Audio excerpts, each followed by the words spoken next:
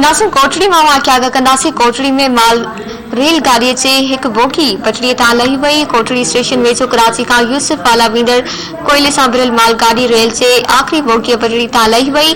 इतला ते रेस्क्यू अमलो वाक़े हंध पहुची ट्रैक जी बहाली जो कम शुरू करे छॾियो आहे, जॾहिं त रेस्क्यू अमलो बोगी के ट्रैक तां हटाइण ऐं ट्रैक खे बहाल करण में रुधल आहे।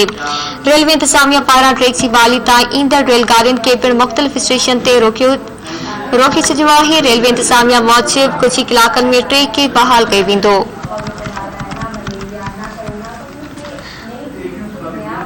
कोटड़ी में वाक़िया आगाही पिया। कोटड़ी में माल रेलगाड़ी जी एक बोगी पटड़ी तां लही वई आहे। कोटड़ी स्टेशन वेझो कराची का यूसुफ वाला वेंदड़ कोयले सां भरियल मालगाड़ी रेल जे आख़िरी बोगी पटड़ी तां लही वई। इतला ते रेस्क्यू अमलो वाक़े वारे हंधि पहुची ट्रैक जी बहालीअ जो कम शुरू करे छॾियो आहे।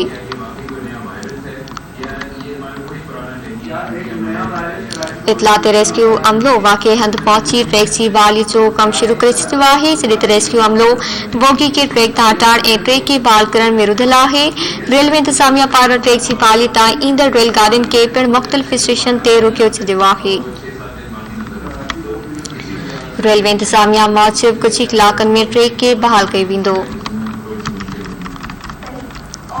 कोटड़ी मां सां ख़बर शेयर कई पिया। कोटड़ी में माल रेलगाड़ी जी एक बोगी पटड़ी तां लही वई। कोटड़ी स्टेशन वेझो कराची का यूसुफ वाला वेंदड़ कोयले सां भरियल मालगाड़ी रेल जे आख़िरी बोगी पटड़ी तां लही वई। इतला ते रेस्क्यू अमलो वाक़े हंधि पहुची ट्रैक जी बहाली जो कम शुरू करे छॾियो आहे, जॾहिं त रेस्क्यू अमलो बोगी के ट्रैक तां हटाइण ऐं ट्रैक खे बहाल करण में रुधल आहे।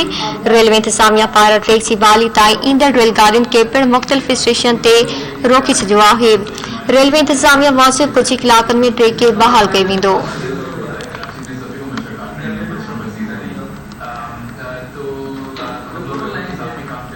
कोटड़ी में तफ़सील मालूम कंदासीं एजाज़ मुगल खां। जी एजाज़ आगाह कजो।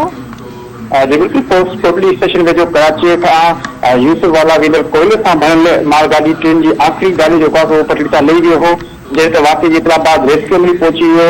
जॾहिं त रेस्क्यू अमली जेको आहे सो ट्रैक जी बहाली समेत जेको गाॾो उनखे जेको आहे सो पिणु हटाए करे ट्रैक जेको आहे बहाल कयो वियो आहे।